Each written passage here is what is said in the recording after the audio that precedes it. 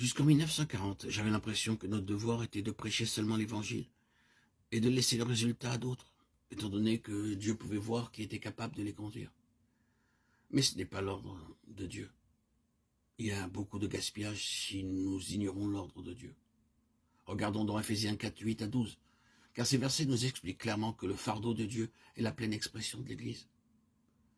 Les 5 dons sont donnés par notre Seigneur pour l'Église, et pas seulement pour un certain groupe.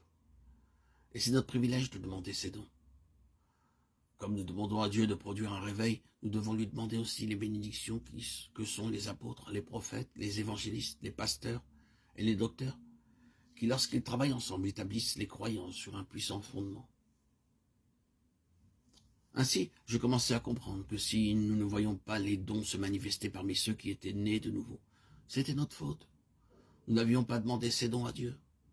Regardons Ephésiens 4, 8 à 12, car ces versets nous expliquent clairement que le fardeau de Dieu est la pleine expression de l'Église. Les apôtres reçoivent l'autorité pour établir les églises et nommer ceux qui sont appelés par Dieu pour le travail du ministère. Les prophètes sont ceux qui trouvent la pensée de Dieu et la communiquent à l'Église. La principale responsabilité des évangélistes est de prêcher l'Évangile et d'amener les croyants à la repentance et au salut. Les docteurs vont vers les gens de toute classe et les instruisent dans la parole avec patience, sympathie et douceur. Les pasteurs sont comme des pères et des mères, des nourrices et des bergers. Ils ont la charge et la surveillance du troupeau de Dieu. Tous ces dons ne prennent effet que lorsqu'ils sont exprimés ensemble et non pas tout seuls. Au début, j'allais partout en tant qu'évangéliste indépendant. Nous étions 12 dans notre groupe et à cette époque, nous demeurions à Kounour. Nous avions projeté d'évangéliser le pays du thé.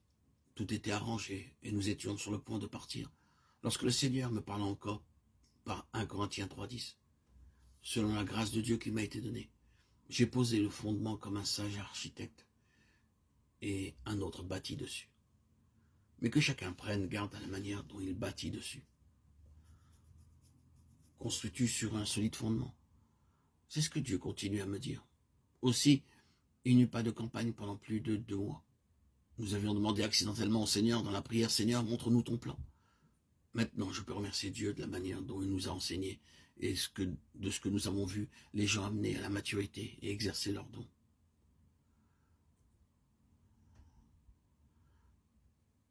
Dans Actes 11, 19 à 26, nous pouvons voir l'ordre pour l'Église révélé progressivement. Cela commence à Antioche. Jusqu'alors, l'Évangile n'était prêché qu'aux Juifs. Les étrangers de Cyrène et de Chypre étaient venus à Antioche et commençaient à prêcher aux Grecs. Le résultat fut qu'un grand nombre d'entre eux croyaient et se tournaient vers le Seigneur parce que la main du Seigneur était sur eux.